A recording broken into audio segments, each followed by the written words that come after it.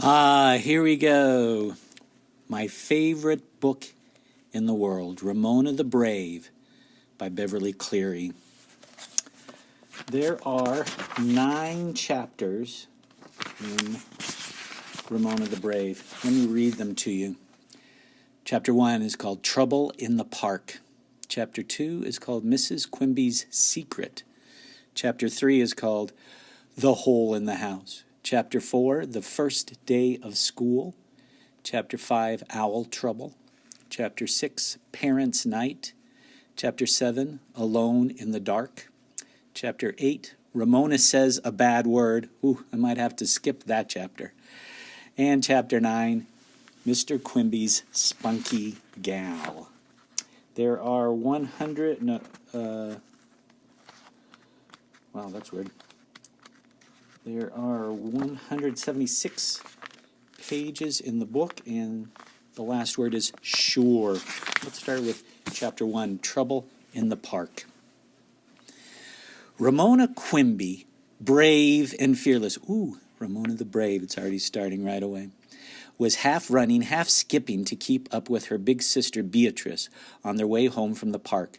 She had never seen her sister's cheeks so flushed with anger as they were this August afternoon. Ramona was sticky from heat and grubby from landing in the sawdust at the foot of the slides, but she was proud of herself. When Mrs. Quimby had sent the girls to the park for an hour, because she had an errand to do, an important errand, she hinted, she told Beezus, as Beatrice was called, to look after Ramona. And what had happened? For the first time in her 6 years, Ramona had looked after Beezus, who was supposed to be the responsible one. Bossy was a better word, Ramona sometimes thought. But not today. Ramona had stepped forward and defended her sister for a change. Beezus, said Ramona, panting, slow down. Beezus, clutching her library book in her sweaty hand, paid no attention. The clang of rings, the steady pop of tennis balls from against asphalt, and the shouts of children grew fainter as the girls approached their house on Klickitat Street. Do you remember I showed you that picture of me standing on Klickitat Street? Ramona hoped her mother would be home from her errand, whatever it was. She couldn't wait to tell what had happened and how she had defended her big sister. Her mother would be so proud, and so would her father when he came home from work and heard the story. Good for you, Ramona, he would say. That's the old fight. Brave little Ramona. Again, brave. Fortunately, the car was in the garage, and Mrs. Quimby was in the living room when the girls burst into the house. Why, Beezus, said her mother, when she saw the flushed and sweaty faces of her daughters, one angry and one triumphant. Beezus blinked to hold back the tears in her eyes. Ramona, what happened to Beezus? Mrs. Quimby was alarmed. Don't ever call me Beezus again. Beezus's voice was fierce. Mrs. Quimby looked at Ramona for an explanation, and Ramona was eager, hip hip hooray, to give it. Usually Beezus was the one who explained what had happened to Ramona, how she had dropped her ice cream cone on the sidewalk and cried when Beezus would not let her pick it up, or how she had tried, in spite of the rules, to go down a slide head first and had landed on her face in the sawdust. Now Ramona was going to have a turn. She took a deep breath and prepared to tell her tale. Well, when we went to the park, I slid on the slides a while, and Beezus sat on a bench reading her library book. Then I saw an empty swing, a big swing, not a baby swing over the wading pool, and I thought since I was going to be in the 1st grade next month, I should swing on the big swing. Shouldn't I, Mama? Yes, of course. Mrs. Quimby was impatient. Please go on with the story. What happened to Beezus?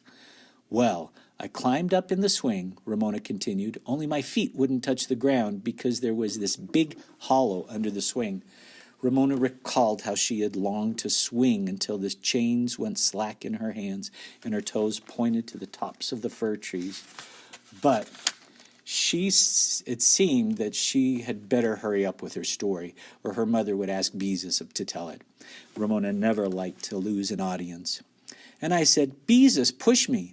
And some big boys, big bad boys, heard me, and one of them said, Ramona, eager to be the one to tell the story, hip hip hooray, but reluctant to repeat the words, hesitated. We should have reluctant as a vocabulary word. That means she doesn't want to say the words. Say what? Mrs. Quimby was baffled. Say what, Ramona? Beezus, what did he say? Beezus wiped the back of her wrist against her eyes and tried. He said, j. Eagerness to beat her sister at telling what had happened overcame Ramona's reluctance. Hip hip hooray. He said, Jesus Beezus. Ramona looked up at her mother, waiting for her to be shocked. Instead, she merely looked surprised and, could it be, amused? And that is why I never, never, never want to be called Beezus again, said Beezus. And all the other boys began to say it too, said Mama, warming to her story now that she was past the bad part. Oh, Mama, it was just awful. It was terrible. All those big, awful boys. They kept saying, Jesus, Beezus, and Beezus, Jesus. I jumped out of the swing and I told them... Here, Beezus interrupted. Anger once more replaced tears. And then Ramona had to get into the act. Do you know what she did? She jumped out of the swing and preached a sermon. Nobody wants a little sister tagging around preaching sermons to a bunch of boys. And they weren't that big either. They were just trying to act big. A sermon is like a talk in church. Ramona was stunned by this view of her behavior. How unfair of Beezus when she had been so brave. And the boys had seemed big to her. Mrs. Quimby spoke to Beezus as if Ramona were not present. A sermon? You must be joking. Ramona tried again. Mama, Beezus was not going to give her little sister a chance to speak. No, I'm not joking. And then Ramona stuck her thumb in her ears, waggled her fingers, and stuck out her tongue. I just about died. I was so embarrassed. Ramona was suddenly subdued. She had thought Beezus was angry at the boys, but now it turned out she was angry with her little sister, too. Maybe angrier. Ramona was used to being considered a little pest, hip hip hooray, and she knew she sometimes was a pest, hip hip hooray. But this was something different. She felt as if she were standing aside looking at herself. She saw a stranger, a funny little 6-year-old girl with straight brown hair, wearing grubby shorts and an old T-shirt inherited from Beezus, which had Camp Namanu printed across the front. A silly little girl embarrassing her sister so much that Beezus was ashamed of her. And she had been proud of herself because she thought she was being brave. Now it turned out she was not brave. She was silly and embarrassing. Ramona's confidence in herself was badly shaken. She tried again. Mama, Mrs. Quimby felt her older daughter deserved all her attention. Were they boys you know? She asked. Sort of, said Beezus with a sniff. They go to our school, and now when school starts, all the boys in the 6th grade will be saying it. 6th grade boys are awful. They will have forgotten by then. Mrs. Quimby tried to be reassuring. Beezus sniffed again. Mama, I think we should stop calling her Beezus. Even though her feelings were hurt and her confidence shaken, Ramona had a reason of her own for trying to help Beezus. Whenever someone asked Beezus where she got such an unusual nickname, Beezus always answered that it came from Ramona. When she was little, she couldn't say Beatrice. Now that Ramona was about to enter 1st grade, she did not like to remember there was a time when she could not pronounce her sister's name. Just because I have an Aunt Beatrice, I don't see why I have to be named Beatrice too, said Beezus. Nobody else has a name like Beatrice. You wouldn't want a name like everyone else's, Mrs. Quimby pointed out. I know, agreed Beezus, but Beatrice. Yuck, said Ramona, trying to be helpful, but her mother frowned at her. How about Trissy? She suggested hastily. Beezus was rude. Don't be dumb. Then they'd call me Sissy Trissy or something. Boys in the 6th grade think up awful names. Nobody ever calls me anything but Ramona Kimona. Ramona could not help thinking that an awful nickname might be interesting to have. Why not just be Beatrice? Nobody can think up a bad nickname for Beatrice. Yes, I guess you're right, agreed Beezus. I'll just have to be plain old Beatrice with her plain old brown hair.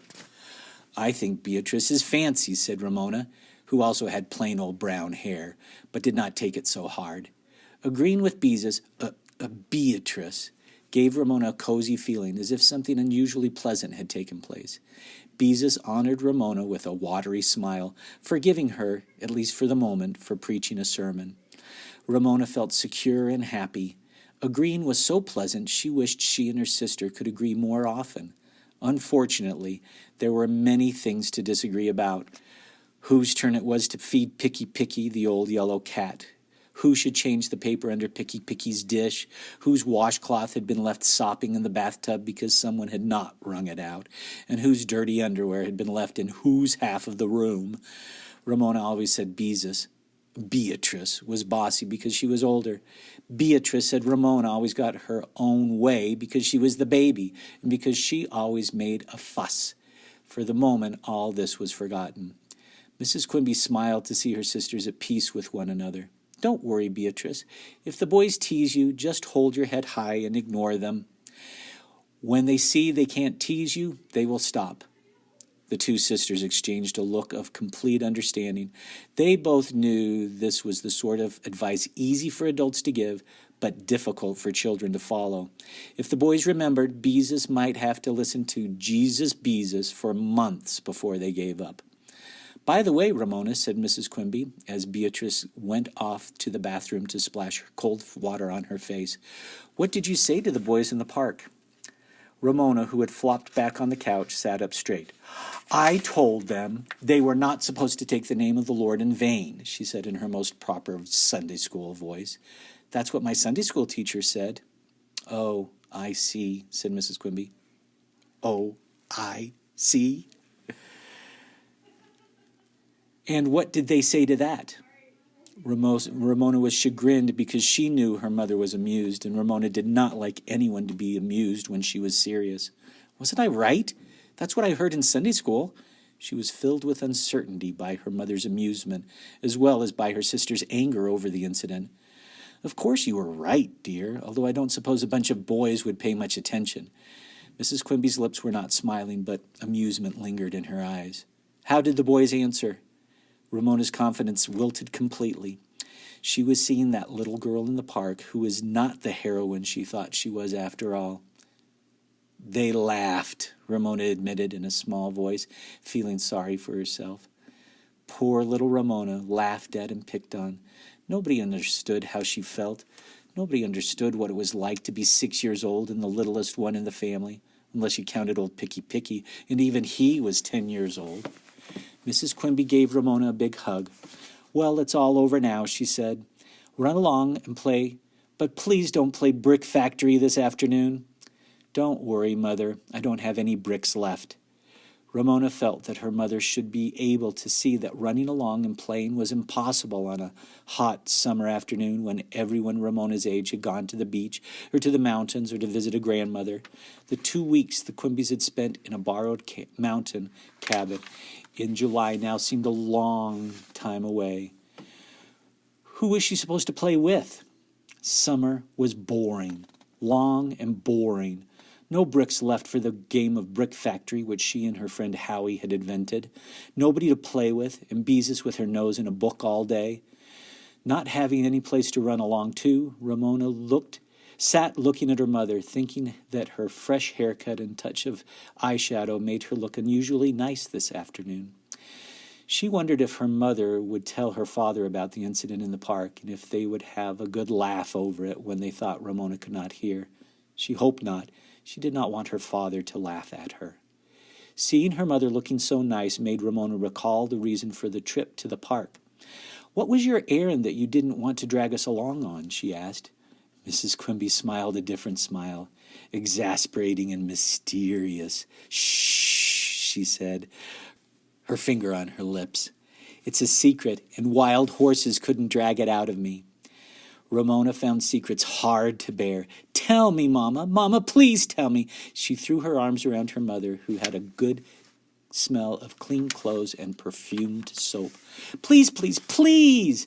Learning a big juicy secret would help make up for Ramona's unhappy afternoon. Mrs. Quimby shook her head. Pretty please with a lump of sugar on it? Ramona felt she could not bear not knowing this very minute.